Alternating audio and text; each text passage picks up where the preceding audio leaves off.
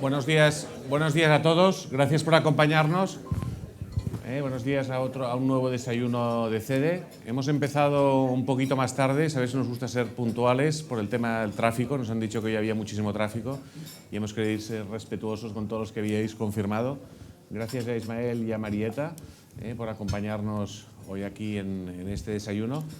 Como veréis, hoy innovamos. Con Ismael es un ponente que permite innovar, con lo cual nos hemos arriesgado a innovar y a cambiar el formato del desayuno, no hacerlo tan estático quizás y hacerlo más en forma abierta, debate, en el cual pues Marieta de Rivero le va a presentar y luego pues vamos a establecer un coloquio con él con preguntas que vamos a analizar un poco pues su vida profesional, la carrera, ver un poco cómo evoluciona la empresa, cómo evoluciona Merlin, analizar también la evolución del real estate, poder tener una charla distendida, no solo con nosotros, sino con todos vosotros. O sea que lo que os pediría, tenéis unas tarjetas en las mesas, que fuerais subiendo con las azafatas, que os recogerán las preguntas y que podáis ir subiendo todas las preguntas, me las vais entregando e intentaremos que todos podamos ir participando o de una forma directa o de una forma virtual a través de las tarjetas en este coloquio, ya digo, mucho más interactivo. O sea que muchísimas gracias, Ismael,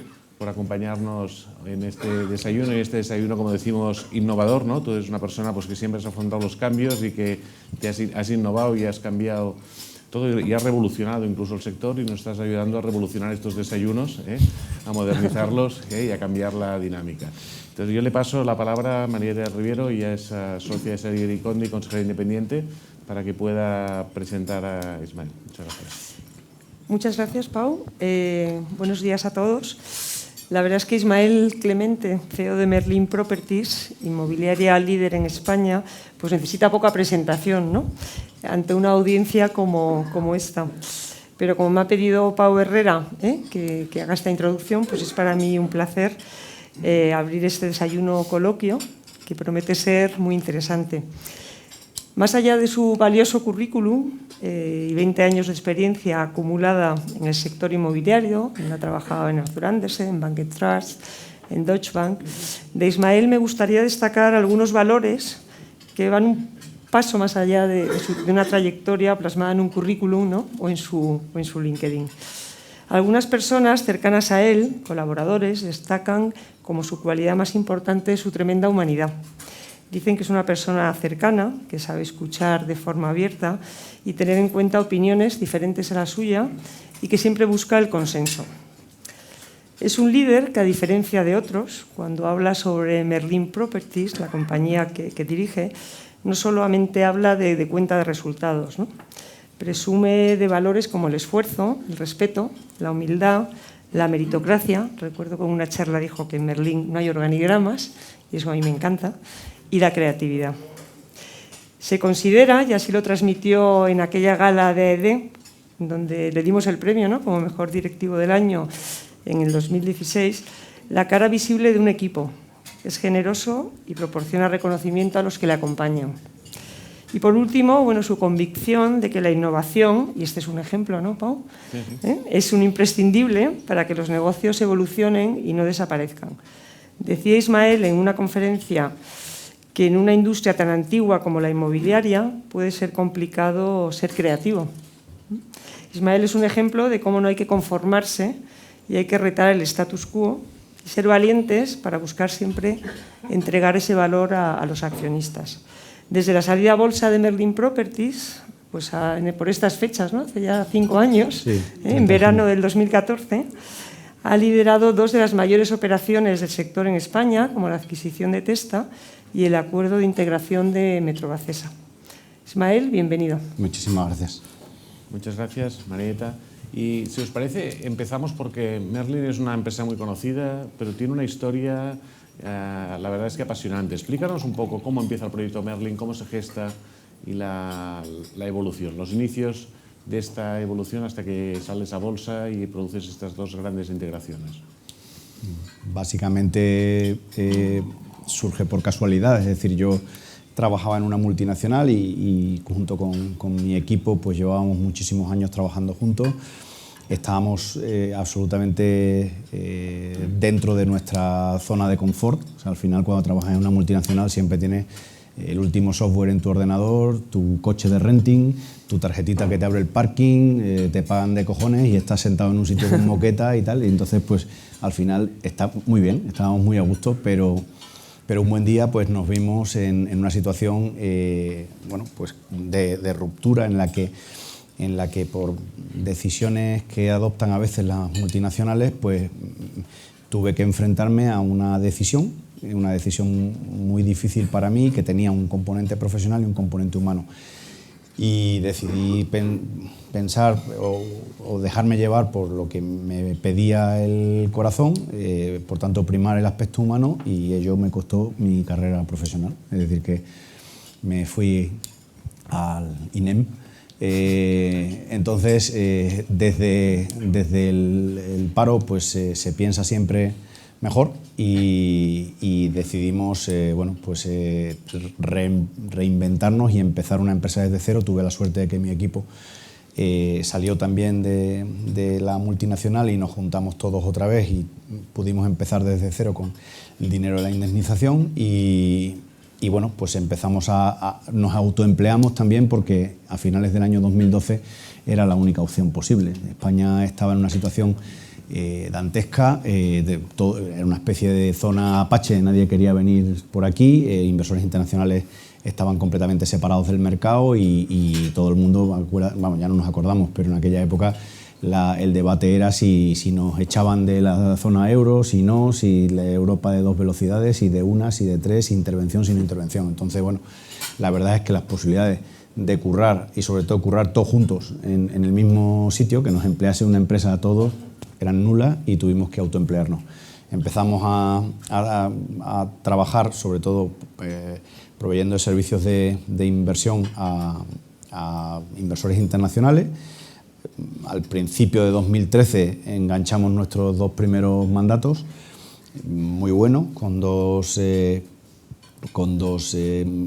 inversores internacionales de muchísimo prestigio, que nos dieron otra vez un poco de visibilidad frente al mercado, y ahí estuvimos durante un tiempo también muy cómodos, porque a medida que el proyecto se consolidó, pues bueno, teníamos ingresos y estábamos bien y tal, pero echábamos de menos la posibilidad de volver otra vez, o sea, al negocio de lo que llamamos en inversión de principal. O sea, tú al final es muy difícil de explicar, pero lo que sí, cuando te has formado haciendo inversión de principal y has tomado decisiones de inversión que luego se juzgan matemáticamente, calculando el retorno de lo que has comprado versus el plan de negocio que presentaste, pues te gusta esto y no te gusta otra cosa. El advisory está muy bien. El advisor, además, tiene 0 riesgo. Dice lo que le parece y luego la operación se cierra, y si va bien, bien, y si va mal, a cobrar igual. Pero en principal, pues no, estás todo el rato controlado por los rendimientos de lo que has hecho, y contra lo que pueda parecer, la gente dice, coño, pues entonces es mejor lo otro, ¿no? Pues contra lo que pueda parecer es adictivo. Entonces, pues al final dijimos, mira, estamos muy bien asesorando fondos internacionales, pero vamos a montarnos por nuestra cuenta y a crear algo en lo que por fin podamos planificar a largo plazo, y en lo que por fin podamos no tener que vender los activos que compramos, en lo que por fin podamos tener empleados, en lo que por fin podamos crear edificios o crear activos inmobiliarios desde cero. Y bueno, y nos tiramos a la piscina con el asunto este de Merlin, y muy contentos. La verdad es que las cosas han ido a pedir de boca y estamos realmente impresionados del éxito que ha tenido, pues, en los 5 años apenas que tiene de vida. Has hablado del equipo, ¿no? Y me acuerdo cuando te dimos el premio al mejor directivo de la AED en el 2017, ¿no? Referido al 2016, que... Lo subimos todo. Sí, que subió a todos. Dijo que no quería subir solo a recoger el premio, que quería subir, que subiera todo el equipo, ¿no? Y yo creo que es una historia muy bonita, y además me acuerdo que eras el primer directivo, ¿no? Que se lo dábamos desde el INEM, ¿no? Lo que tú comentabas. Explícanos un poco qué características crees que ha de tener este nuevo líder, ¿no? Tú has demostrado un liderazgo cuando te has llevado todo tu equipo contigo, ¿eh? Te lo llevaste todo. Bueno, no es que te lo llevaras, que se quisieron venir todos contigo, creo, ¿no? Que se fueron todos, se despidieron y dijeron que se iban contigo a construir el proyecto. Bueno, somos como somos como una familia. O sea, mi CEO de toda la vida, David Rush, pues es actualmente nuestro director de inversiones. Él era el jefe para Europa de un pedazo de compañía de inversión que se llama Brookfield, y cuando montamos esto se vino para España y vive aquí. Compró un piso a un torero y está el tío más contento que la puñeta con su mujer, y en España vive y está con nosotros. Es nuestro director de inversiones y es parte, digamos, del equipo core de Merlin.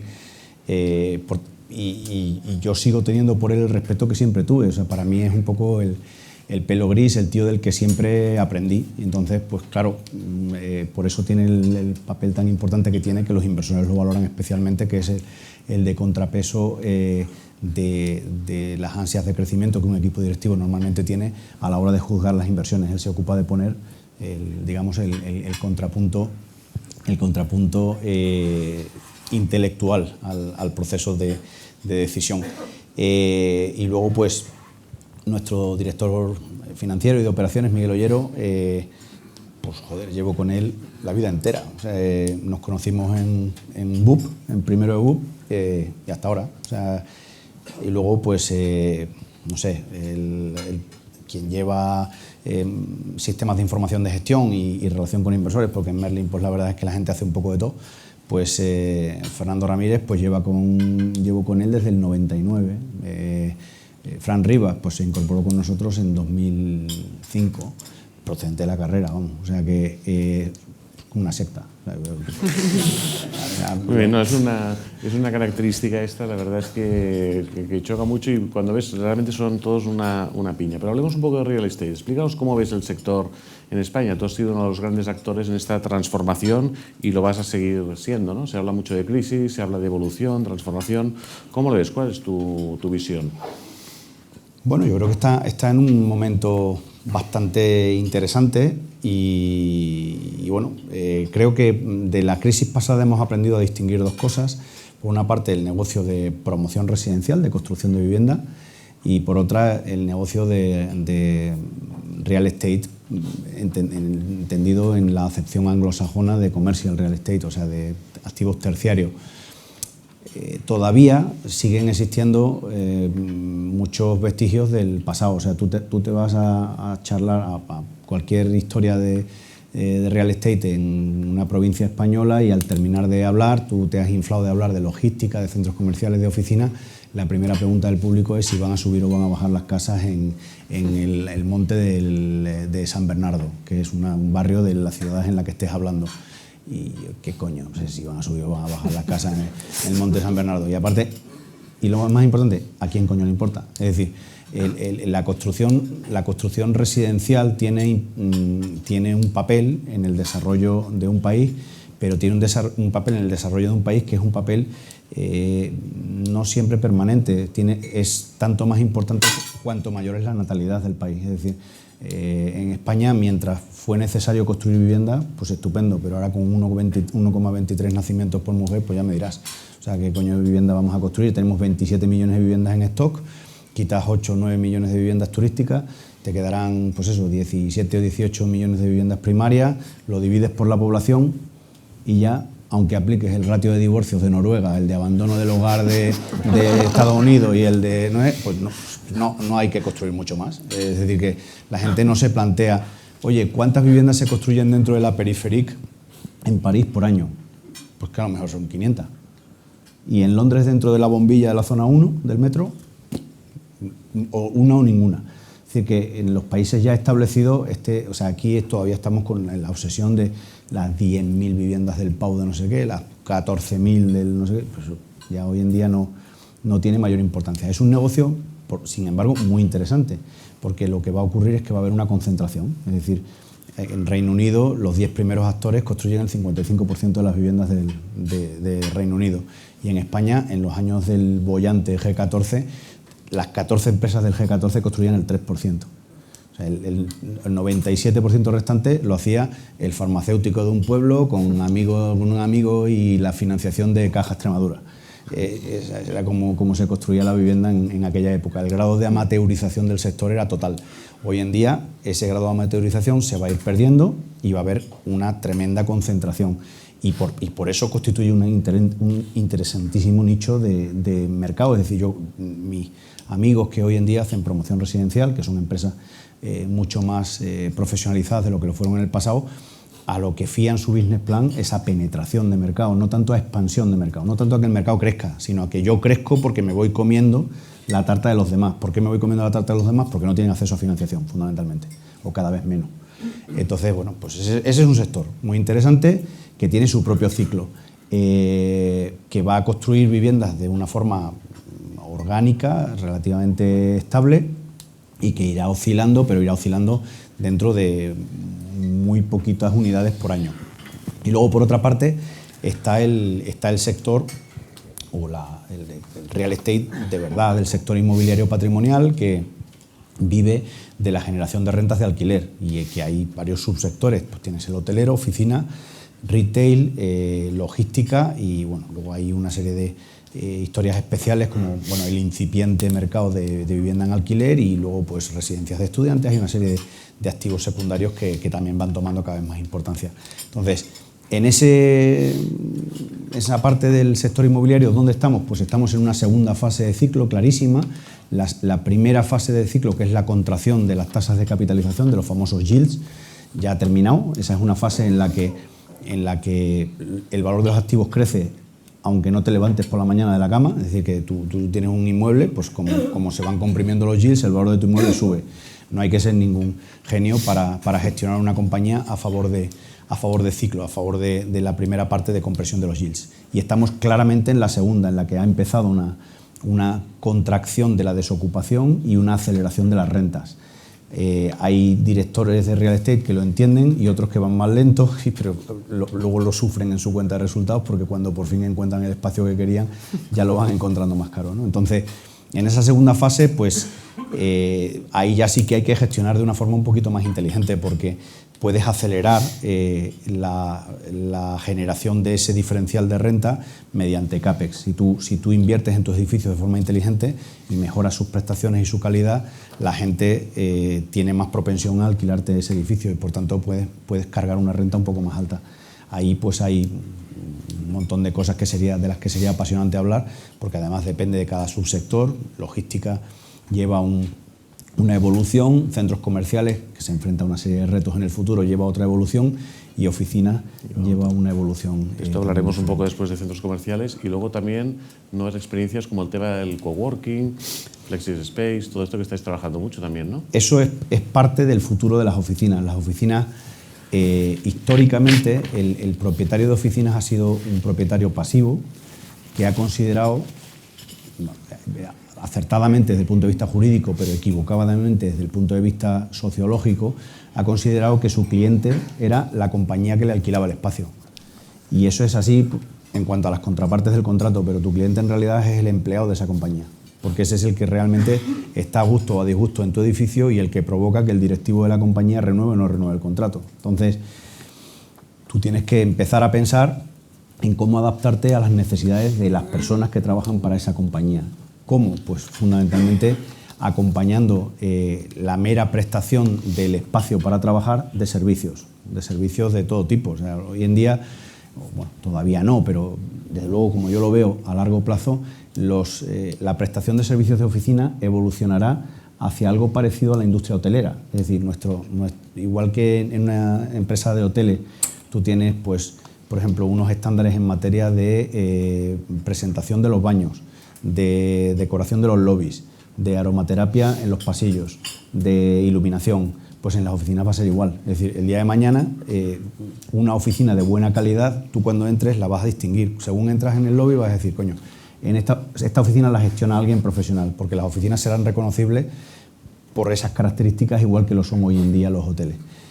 A eso le tienes que añadir el hecho de que por recientes cambios legislativos, por la introducción del NIC 16 de IFRS, los alquileres de largo plazo computan como pasivo. Entonces, el mercado va tendiendo hacia un acortamiento de los plazos de alquiler, y eso te obliga a gestionar.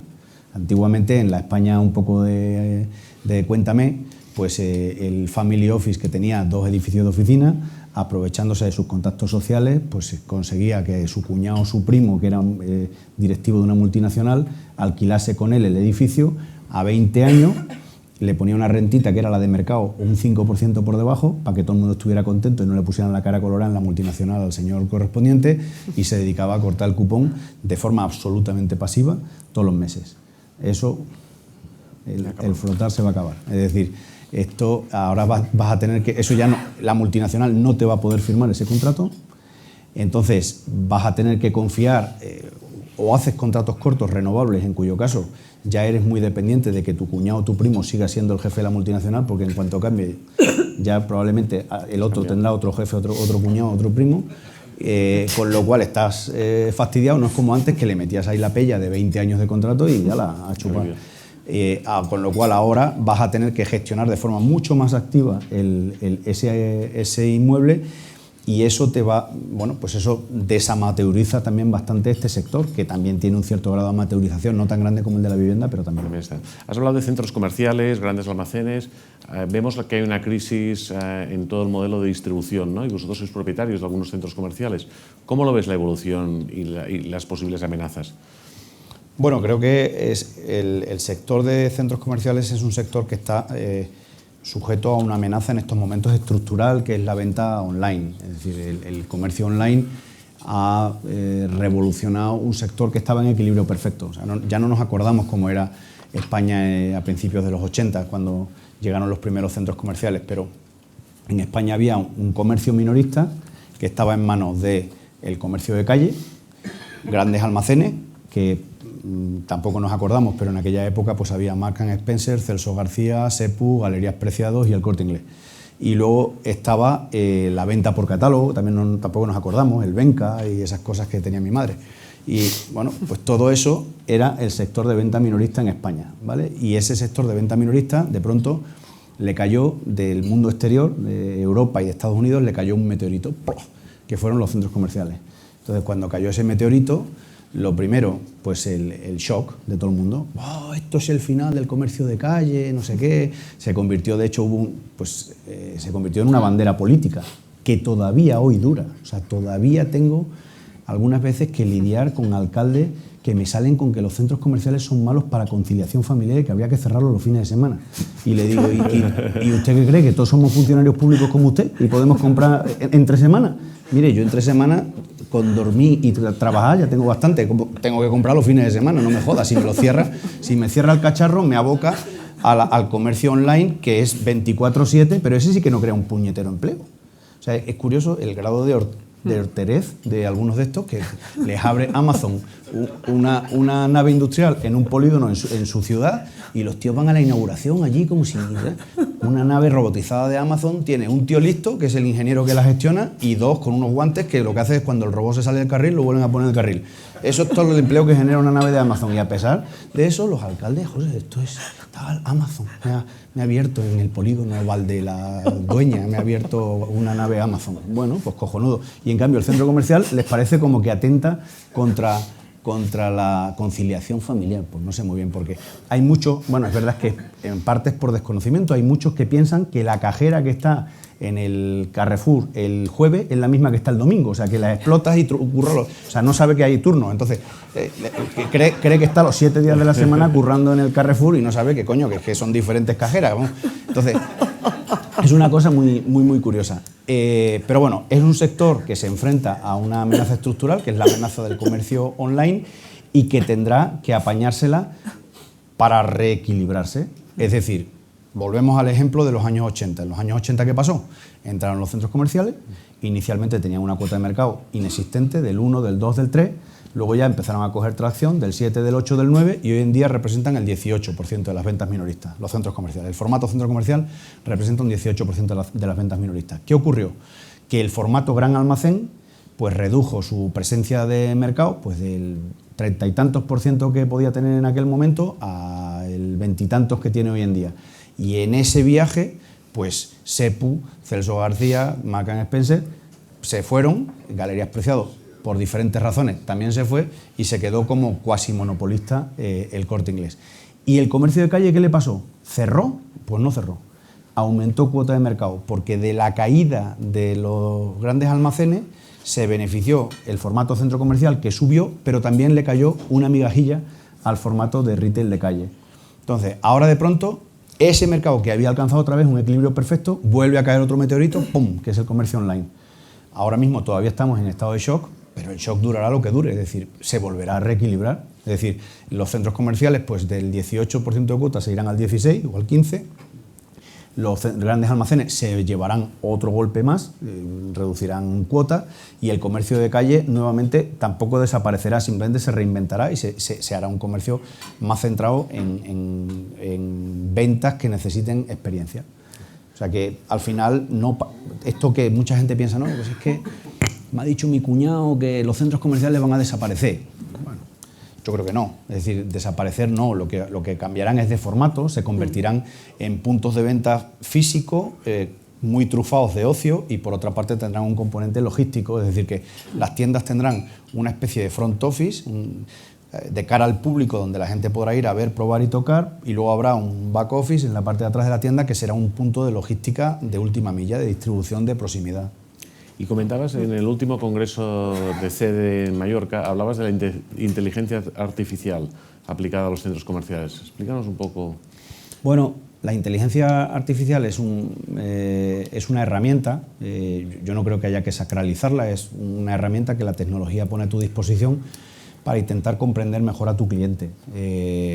Precisamente en un sector que se ve fuertemente amenazado por el comercio online, que ese sí que es tremendamente potente en inteligencia artificial, tú tienes que rivalizar con ellos en conocimiento de tu cliente. ¿Cómo lo haces? Pues lo haces mediante técnicas de análisis de datos. ¿Cómo se obtienen esos datos? Se obtienen de muchas formas, pero la más normal es, hemos cambiado los sistemas que teníamos anteriormente de conteo de tráfico, lo que llamábamos el footfall, que eran una especie de sistemas optrónicos que lo colocábamos en lo alto de las entradas de los centros y en las salidas de los escalators, de las escaleras mecánicas que venían de los parkings, colocábamos unos sistemas optrónicos que contaban bultos. Y con esos bultos más o menos sabíamos cuál era el tráfico que entraba en el centro comercial.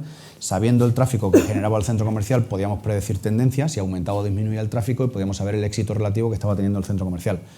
Pero contaba bultos. Es decir, si una persona entraba con un niño, a lo mejor al niño no lo contaba, o por supuesto si una persona entraba y salía, lo contaba 2 veces. Es decir, que tenías que hacer como el CIS, tenías que cocinar los datos para poder tener una idea más o menos de lo que estaba pasando en tu centro comercial. Eso hoy ha dado paso a un sistema muchísimo más sofisticado, que es la geolocalización. O sea, tú hoy en día tienes los smartphones que lleva la gente encima, que lo lleva en España todo el mundo, el 99% de los clientes de un centro comercial llevan un smartphone. Hay algunos que de forma voluntaria te ceden sus datos, normalmente a cambio del uso gratuito de Wi-Fi. Nuestros centros comerciales son grandes centros de descarga de Netflix. O sea, la gente va y le sale el diálogo, oiga, ¿quieres Wi-Fi gratis? Nos ha jodido que si lo quiero. Entonces se sientan luego en el Starbucks y se descargan las pelis de Netflix, aprovechando la capacidad de nuestra red gratuitamente. Pero esa persona obviamente pues te cede sus datos. Y hay otros que no te lo ceden, que en el diálogo pues pulsan que no, pero que en cualquier caso están geolocalizados por la triangulación que hacen los nodos de comunicación de las operadoras. Entonces, de una forma un poco menos precisa, pero también bastante precisa, o súper precisa, vamos, de precisión de centímetro, sabes dónde está cada persona en el centro en cada momento. Con eso se ha acabado la discusión sempiterna que teníamos con los retailers, que era que mi tienda va mal porque no me mete gente. O sea, al final la misión de un dueño de un centro comercial es meter gente. Tienes que organizar eventos, no sé qué tal, para meter constantemente gente allí. La misión del retailer es vender. Entonces el retailer siempre, en la negociación de los precios de la tienda, del alquiler, pues siempre decía, no, es que joder, no tengo suficiente tráfico, no sé qué. Esto antiguamente era muy difícil de solventar porque la asimetría de información era tremenda. Él sabía el tráfico que tenía de verdad, pero te podía estar tirando un farol y tú no tenías ni idea. Entonces tenías que mandar al director del centro comercial con un contador de perdices y estadísticamente preparabas un muestreo aleatorio y decías, pues tienes que ir el martes de 11 a 12, el jueves por la tarde de 6 a 7, el sábado por la mañana de 1 a 2, Y el tío, en unas determinadas horas que tú le decías, iba para allá y pum, pum, pum, pum, pum, pum, contaba lo que pasaba por delante de la tienda, y sobre eso inferías estadísticamente más o menos cuál era el tráfico que la tienda tenía delante a lo largo del año. Es un sistema bastante pedestre. Hoy en día, pues claro, con la geolocalización, el tío te dice, no, es que tengo una zona de sombra, que no pasa gente suficiente por mi tienda. No, cachondo, mira. 5.402.307 personas se pararon delante de tu escaparate a lo largo del año, que son más o menos los mismos 5.387.302 que se pararon en la de al lado. Tú vendes 1.500 euros por metro cuadrado y este vende 5.400. Ya me dirás por qué. Es decir, tú tienes un problema de producto, no tienes un problema de tráfico. Entonces, pues, es más, y eso no se lo dices, pero es más, me lo apunto, porque a mí no me interesa tener retailers fallidos en el centro comercial. Por tanto, si tú no tienes éxito vendiendo productos, en cuanto te toque la primera renovación, ya sabes a dónde vas a ir, porque yo me interesa tener en el centro comercial a gente que sea exitosa en su modelo de negocio, porque solo de esa forma mantengo la propia atracción del centro en su conjunto, ¿no? Entonces, bueno, pues estos programitas que están literalmente en pañales, utilizan inteligencia artificial, autoaprenden. Es decir, luego eso se cruza con datos procedentes de las operadoras y entonces sabes esa baliza, ese tag de geolocalización, de dónde viene por la mañana y a dónde va por la tarde. Entonces, más o menos, en función de dónde se para, sabes más o menos en qué barrio duerme y más o menos en qué barrio trabaja. A partir de ahí, si lo cruzas con datos que compras a las operadoras de comercio online, puedes saber, a su vez, puedes cruzar el tag para saber qué productos compra en Internet. A partir de ahí, infiere su perfil socioeconómico. A partir de que infiere su perfil socioeconómico, puedes adaptar la oferta del centro comercial al perfil socioeconómico del cliente medio que tienes, que es la forma óptima de maximizar la venta en el centro comercial. Hemos hablado de centros comerciales, hablemos un poco de oficinas en la línea. Hay varias preguntas y empezamos a introducir las preguntas porque vas camino de batir el récord también en cuanto a preguntas, ¿no? Entonces este moderador va a intentar gestionar el caos de las preguntas que van llegando. Hemos hablado un poco de coworking, pero hablamos un poquito más de coworking que estáis empezando y qué efectos tendrá en el mercado el tema de la forma de trabajar de una forma no tan estándar, ¿no? El trabajo a distancia, se llevará a cabo oficinas más en los exteriores, la gente preferiría trabajar en el interior de las ciudades. Y luego, referido al tema del coworking, ¿vamos a catalogar los espacios en 5, 3 estrellas, 4 estrellas, como los hoteles? Pues sí, es decir, creo que el coworking ahora de momento es un negocio incipiente. Hay que distinguir muy bien lo que es el coworking, que es un negocio un poco más de nicho, de lo que es el espacio flexible, el flex space, que ese sí que es una tendencia general y está para quedarse. Es decir, una cosa es el coworking anecdótico, que es el que todo el mundo tiene en la cabeza, que es el sitio al que vas a currar y estás en una especie de open desk ahí sentado y tú eres arquitecto, tienes al lado un programador de realidad virtual, una productora de televisión allí, y allí eso está muy bien, pero es un poco nicho. Es decir, bien, tienes tu grifo de cerveza, tus futbolines, todo cojonudo y tal, pero a ver, eso es una etapa de tu vida. Es decir, a nosotros nuestra experiencia lo que nos dice es que el programador de realidad virtual, en cuanto programa, en vez de 5 gafas, 50, y ya tiene ya su empresilla que se llamaba Johnson Associates, ya tiene el tío un poquito de facturación, dice, me preparáis un espacio en un rinconcito, pero con una mamparita de cristal que yo quiero mi logo. Y dice, vale, cojonudo. A la que ya en vez de 5 tiene 50 empleados, te dices, yo una plantita de un edificio de oficinas con mi conserje y mi parking para el coche. Vale, pues estupendo. Entonces, a nosotros nos sirve un poco como semillero. Algo diferente es el flex space, que es la contratación del espacio como un servicio, con contratos más cortos, pero no tan cortos como contratar por días ni por horas, sino tan corto como contratar a lo mejor por meses. Eso es una consecuencia directa del cambio de normativa en IFRS y hace que cada vez más compañías practiquen el hot desking, o sea, es como las camas de los submarinos. O sea, la compañía tiene 1.200 empleados que asentar en su sede corporativa, calcula el espacio para 800 y tiene en cuenta que los otros 400 van a estar o en el cliente o viajando o donde sea.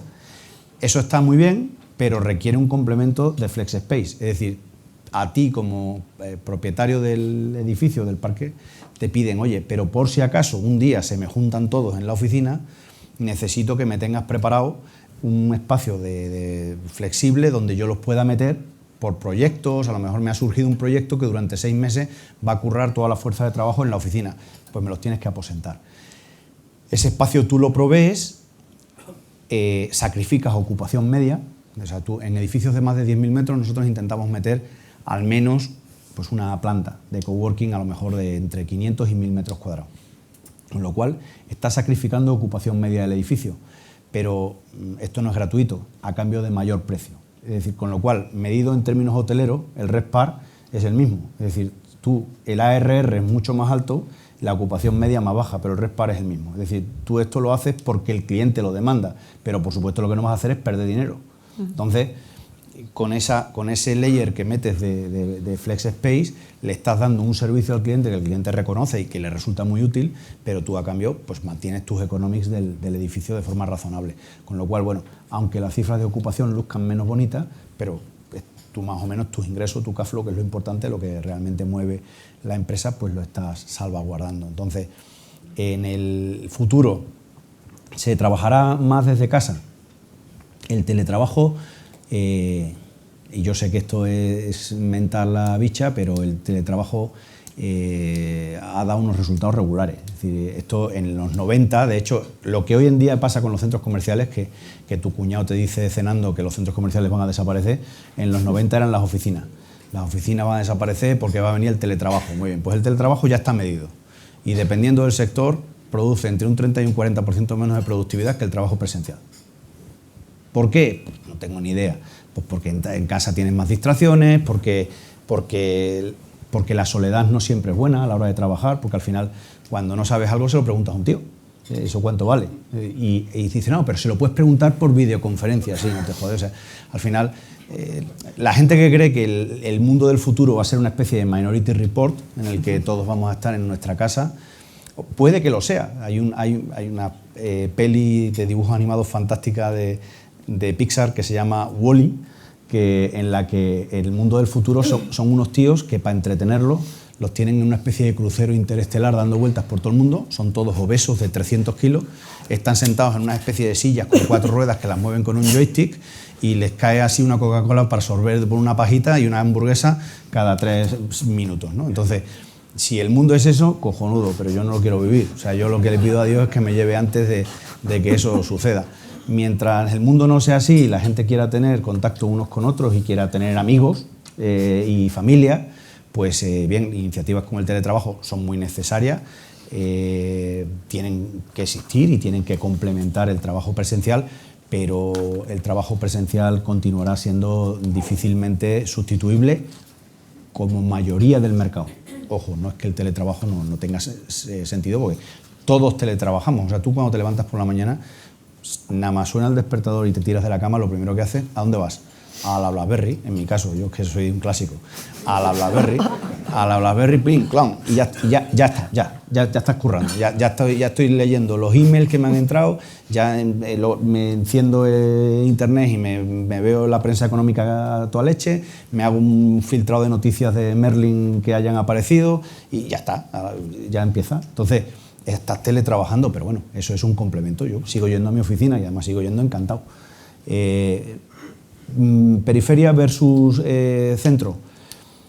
A ver, esto es otra historia también muy divertida. Todo el mundo habla de los centros y tal. Los centros son cojonudos, pero cuando tú eres Pfizer y tienes que sentar a 5.000 tíos, pues en el centro no puedes.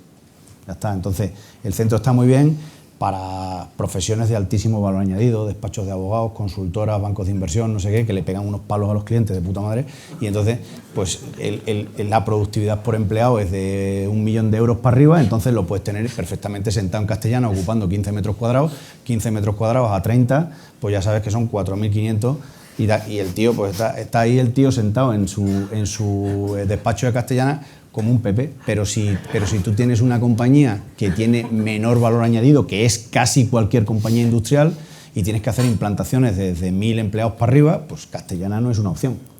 Entonces, pues eso, hay un montón de rollo macabeo relativo al CBD y al centro de la ciudad y tal, sí, muy bien, pero no está el centro de las ciudades, en las ciudades consoleras, ciudades antiguas como Madrid, el centro de ciudades no está preparado para absorber grandes masas de trabajadores a día de hoy. Muy bien, hablemos un poco de bolsa. Hay mucha gente que le tiene miedo a la bolsa, vosotros la habéis afrontado con deportividad y habéis pasado momentos buenos y malos en el tema de la bolsa. Hay varias preguntas también, ¿no?, referidas al tema de la bolsa. ¿Qué significa el importante descuento sobre el NAP que reflejan las inmobiliarias? ¿Está mal las valoraciones? ¿El efecto de cotización castiga el valor? ¿Vais a cotizar? ¿El Merlin cotizará en Portugal? Hay gente ya que te pide aquí a ver si das algún titular.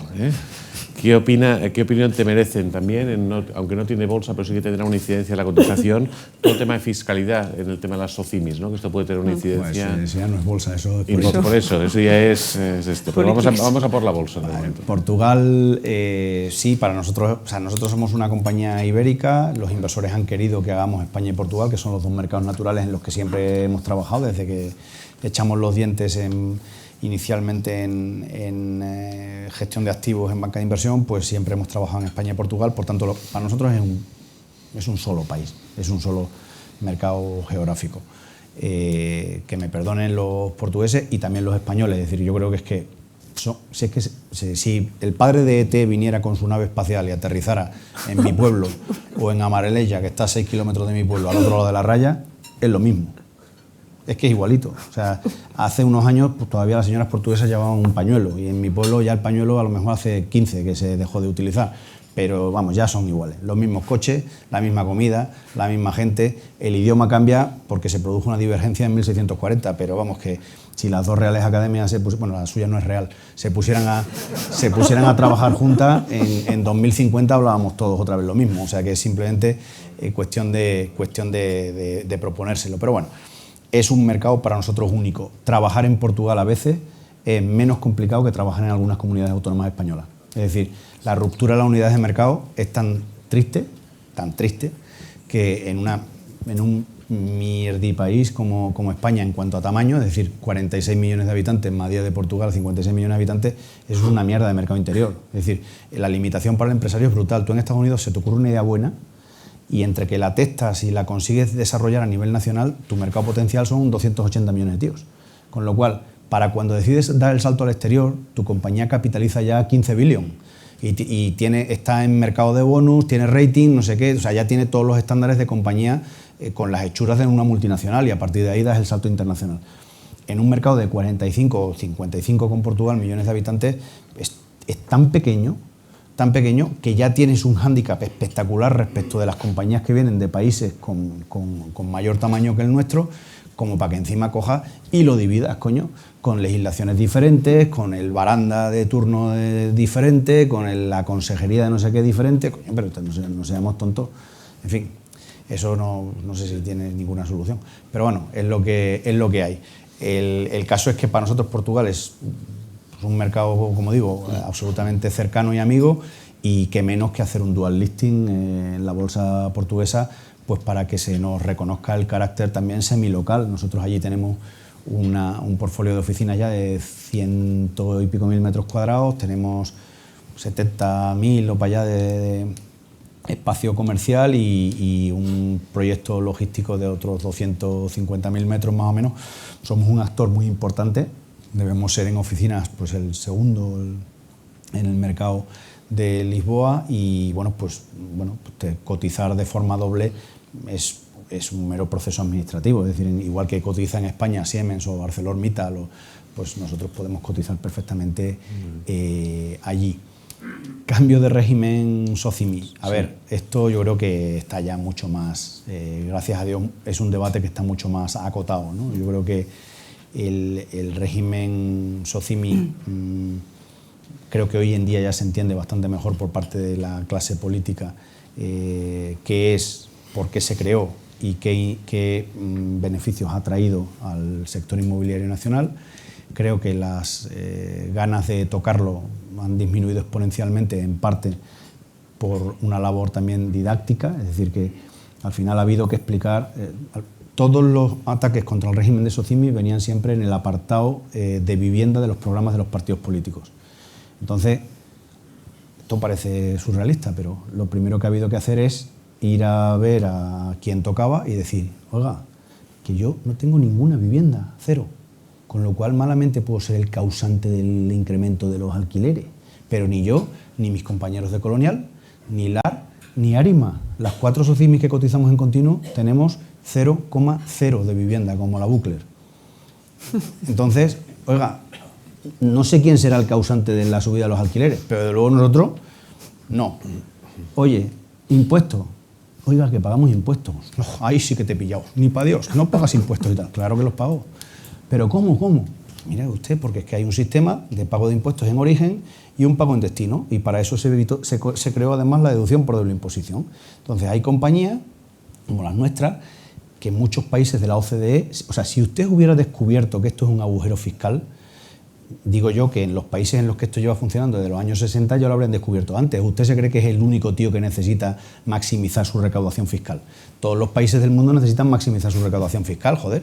Pues, si otros países respetan este régimen y ha coexistido con Obama en Estados Unidos, que para una óptica americana es un comunista, y los REITs han seguido funcionando en Estados Unidos con Obama y en Francia con Hollande.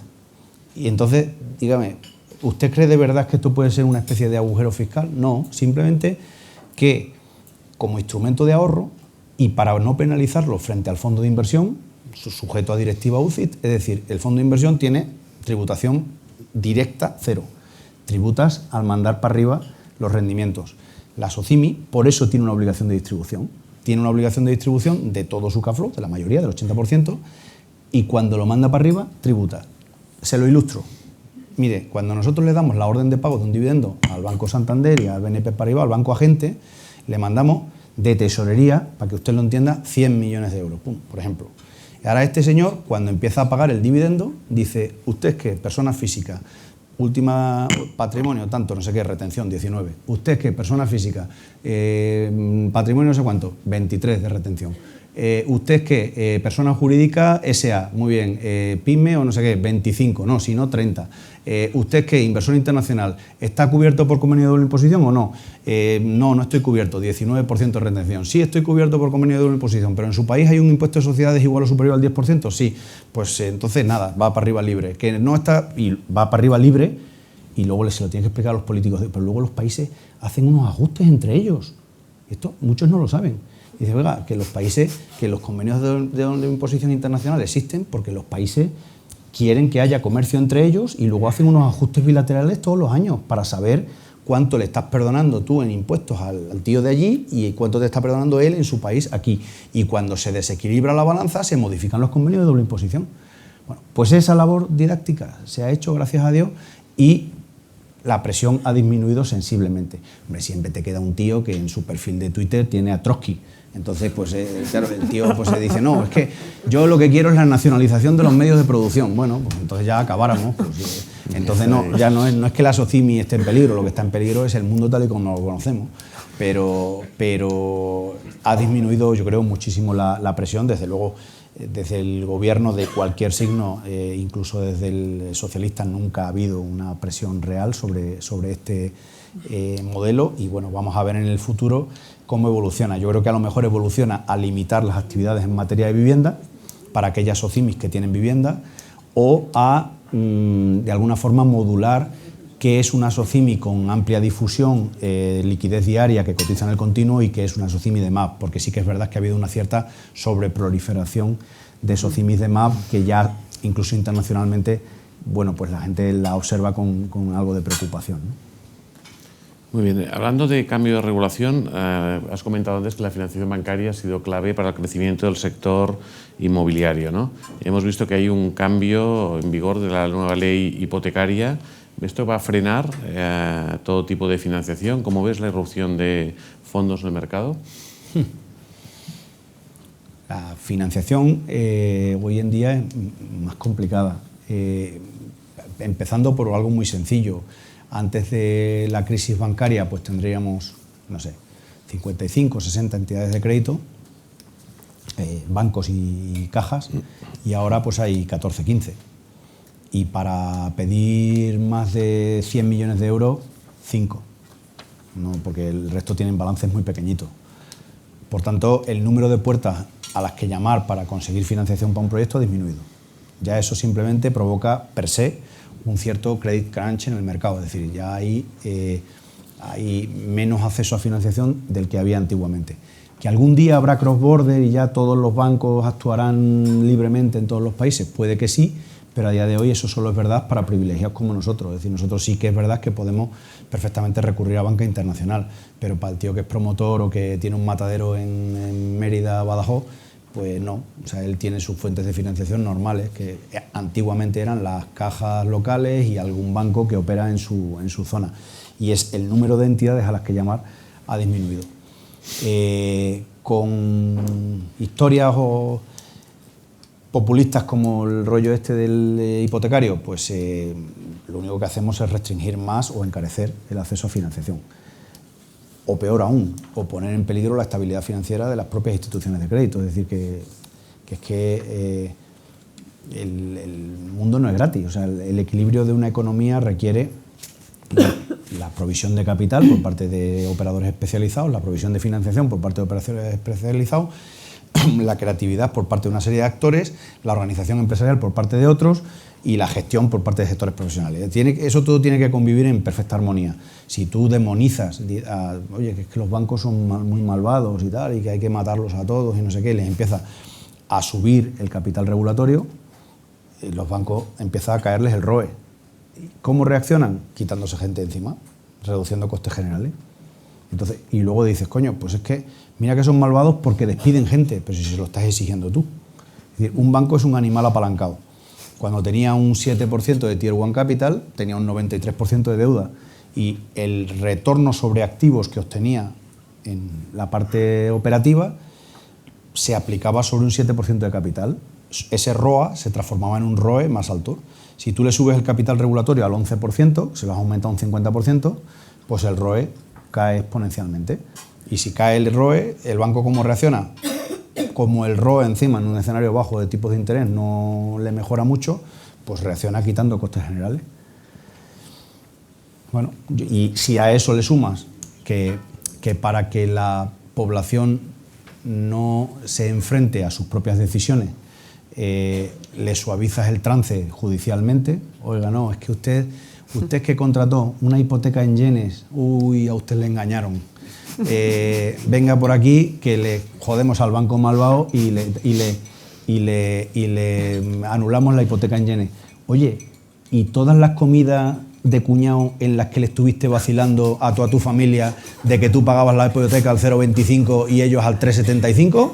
¿Esas quién se las ha explicado al abogado? Ah, claro, es que, ya, pero es que a mí me engañaron porque yo no tengo conocimiento financiero. Pues, esas cosas han existido desde siempre, pero bueno, son instrumentos un poco que del populismo al servicio de la externalización de la culpa social. Es decir, la sociedad siempre dice, oye, yo no tengo la culpa, ¿sabes? Como Janet, yo soy rebelde porque el mundo me ha hecho así. Entonces, no tengo la culpa la tiene la sociedad, la tiene el banco. No es que yo sea un inútil tomando decisiones financieras, no es que yo carezca de conocimiento, es que la tiene este. Y el político facilita eso porque el político es un intermediario entre el ciudadano que lo está pasando mal y un paraíso ficticio que nunca le va a entregar, pero que mientras se lo entregue no se lo entrega, tiene acceso a chofer con pinganillo.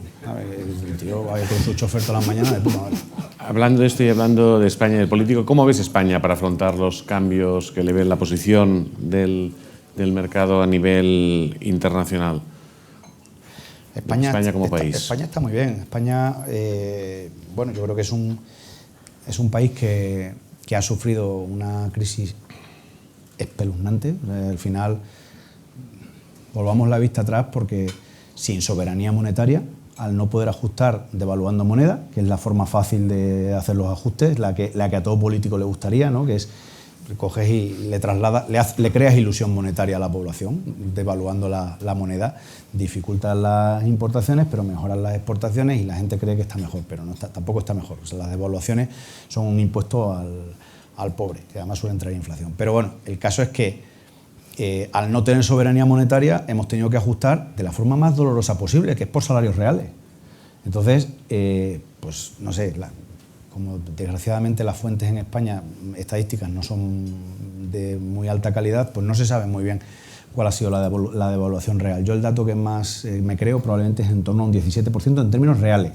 A eso súmale la inflación, ¿vale? Pero eso es el ajuste real que ha tenido el salario en el sector privado, hasta el punto de que se ha producido una aberración que hoy en día no solo continúa, sino que además se ensancha, que es que el salario medio en el sector público es más alto que en el sector privado, cosa que es alucinante. Eso no ocurre en ningún país del mundo.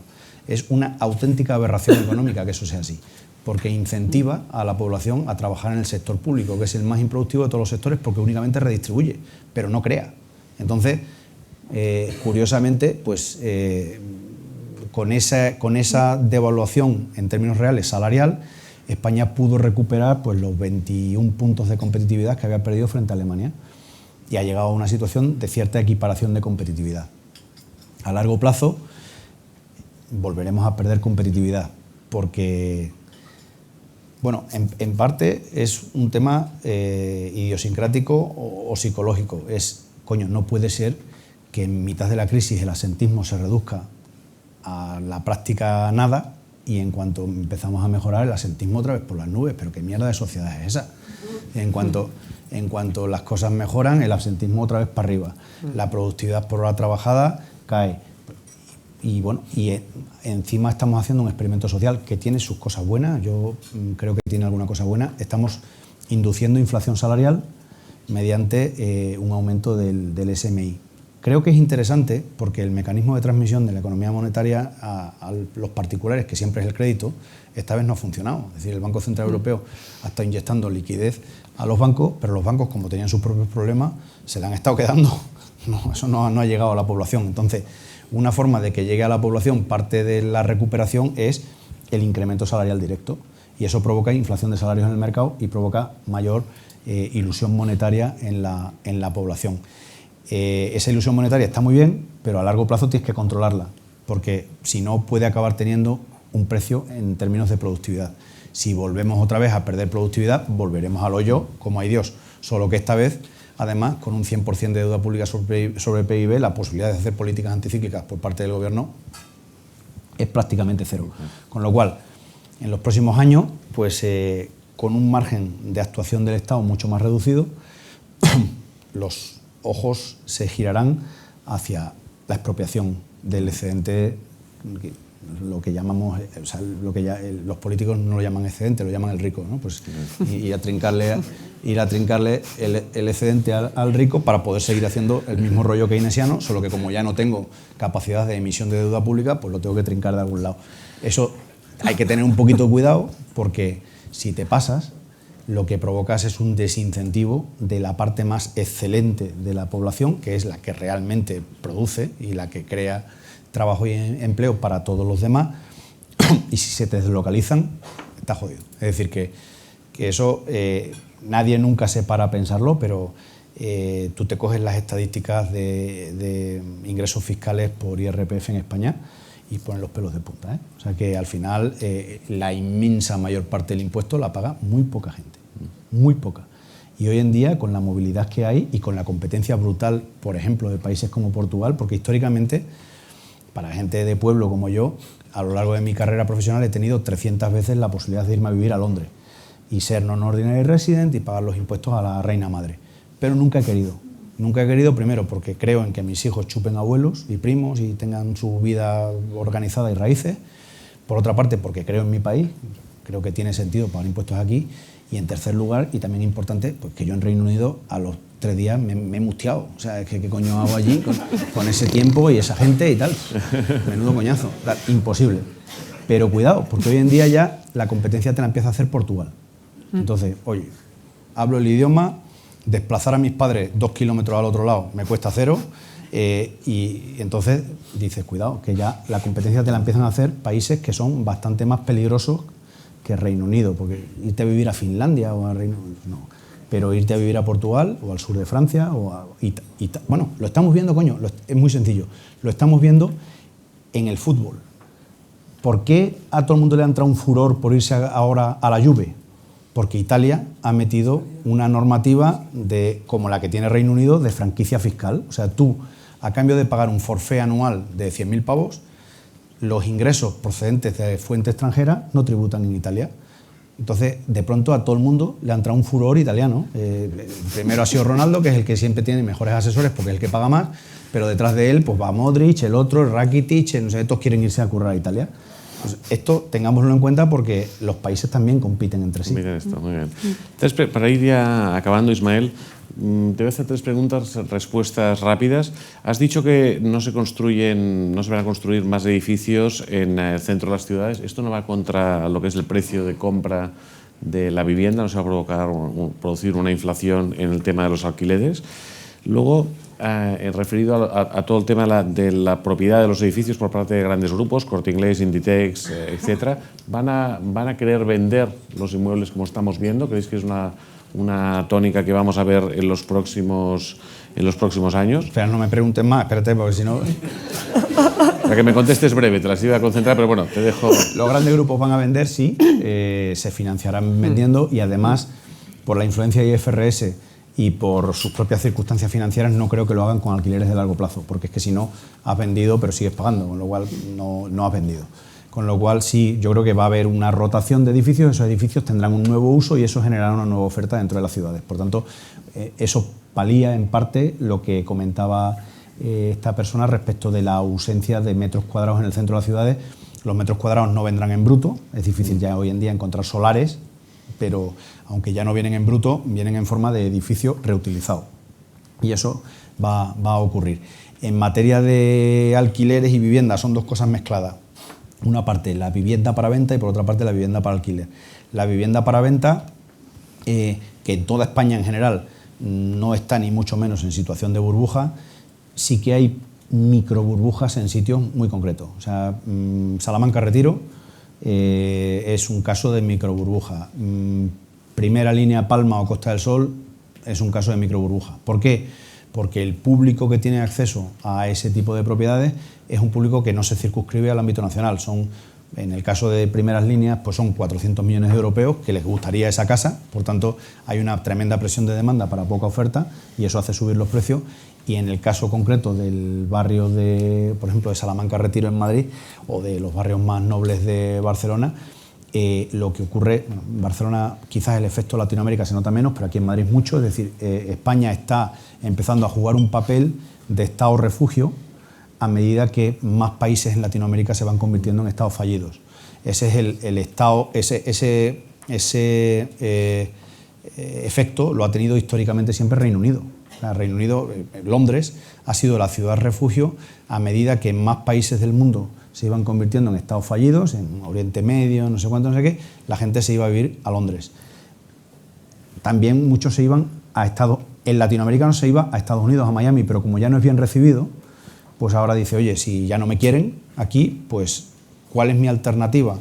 Mi alternativa es España y mucha gente vive aquí, mucha. Han venido de todas las nacionalidades, pero las dos olas más identificables han sido primero la venezolana, en su momento, la venezolana buena, porque últimamente ha habido una venezolana mala que tenías que llamar al SEPLAC porque eran casi todos bolichicos, es decir, eran funcionarios corruptos del régimen que amasaban ingentes cantidades de pasta y que como forma de blanquearla la traían para España. Y eso el SEPLAC ha hecho su trabajo y la mayoría pues han sido correctamente identificados. Pero en su momento hubo una ola de venezolano bueno, es decir, de venezolano el listo, el tío que tenía una capacidad productiva, no sé cuánto y tal, que tenía unos ahorros, se ha venido aquí porque aquí se vive muy bien. Y ahora está ocurriendo mucho con mexicanos, mucho. Están viniendo un montón de mexicanos últimamente e incluso en algunos casos trasladando las sedes de sus empresas. Recientemente ha habido una compañía que cotizaba en la Bolsa de Polonia que ha pasado a cotizar en la Bolsa Española y que es una propietaria de restaurantes de capital mexicano. Y cambiando de tema, eficiencia energética. Hay varias preguntas sobre cómo afronta, contribuye Merlin al cambio climático y qué estáis haciendo en todo el tema de eficiencia energética, cualificación de edificios, etcétera. Bueno, pues estamos haciendo dos cosas. Por la parte del hardware, estamos, por una parte, en naves empezando un proyecto piloto de autoconsumo, es decir, básicamente instalación de solar fotovoltaico en las cubiertas para asegurarle al inquilino una parte de su consumo mediante energía renovable, que luego tiene una segunda parte porque es posible, si la legislación lo permite. Ahora mismo lo que estamos haciendo es ocupando solamente, o sea, se hace un cálculo, se optimiza y se ocupa solo una parte de la cubierta que permite quitarle una parte del consumo o mejorarle el precio a una parte del consumo del cliente sin tener que verter mucho a la red, porque el verter a la red es bastante ruinoso, tal y como está hoy en día. O sea, te empeora bastante la TIR.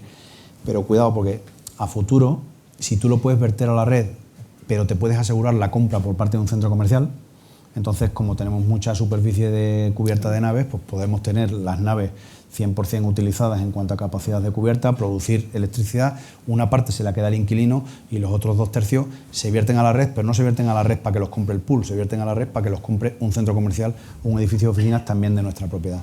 Bueno, eso hay que hacerlo en los próximos años. Por otra parte, en los edificios reducir consumo, como mediante adopción de tecnologías muy sencillitas, por ejemplo, cambio a LED de todo lo tal, y sensorización. Pero ahí estamos empezando. En sensorización, pues empiezas ahora mismo, lo primero, a digitalizar los edificios para que tengas una centralita que se pueda comunicar con una especie de centro de control de la compañía, y por otra parte, pues primero tienes que empezar por colocar los sensores en los diferentes sitios para luego poder actuar sobre ellos. Muy bien. Ya para acabar, dos preguntas referidas. Una, a si crees que los universitarios están preparados para trabajar en el mercado inmobiliario, y otra referida al talento femenino. Dicen que actualmente el 45% de las operaciones inmobiliarias las cierran mujeres en España. Sin embargo, solo ocupan el 9% de los cargos directivos. ¿Cómo ves este dato? ¿Estáis trabajando en Merlin en la incorporación del talento femenino? ¿Y es posible impulsar algún tipo de proyecto para que esto cambie en el sector? Lo primero, los universitarios, en concreto para sector inmobiliario, no hay. O sea, en España no hay una carrera dedicada de forma exclusiva al sector inmobiliario.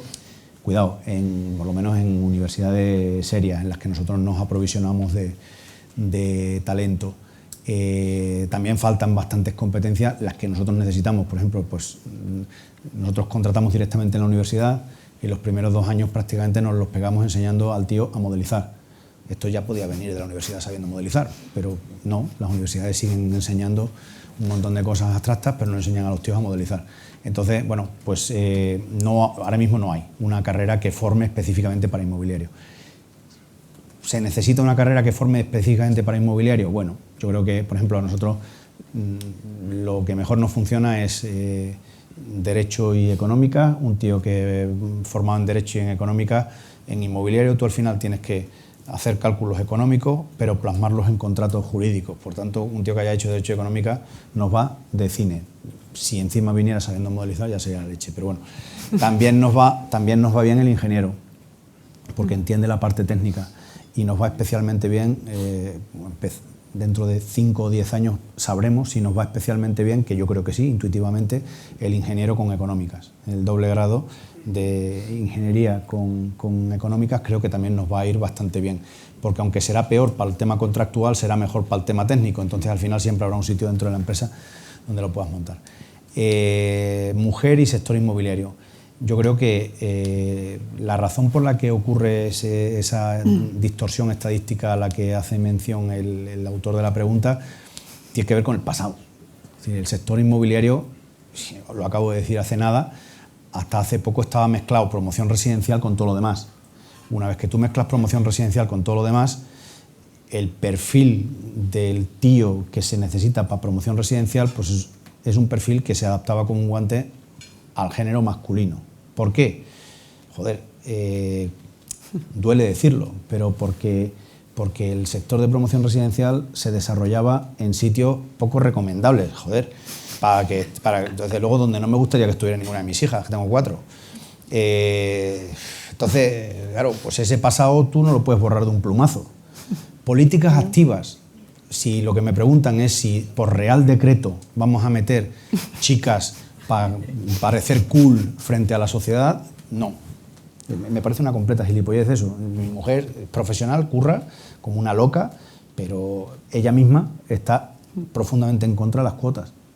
Porque las cuotas, joder, las cuotas yo creo que son un desprecio. Es decir, a ti te han puesto aquí por una cuota, no me jodas. O sea, ¿sabes? Es que esto, en mi época, cuando yo era joven, la gente que tenía menos vergüenza, cuando aplicaban a un banco de inversión en Estados Unidos, se metían por la minoría hispana.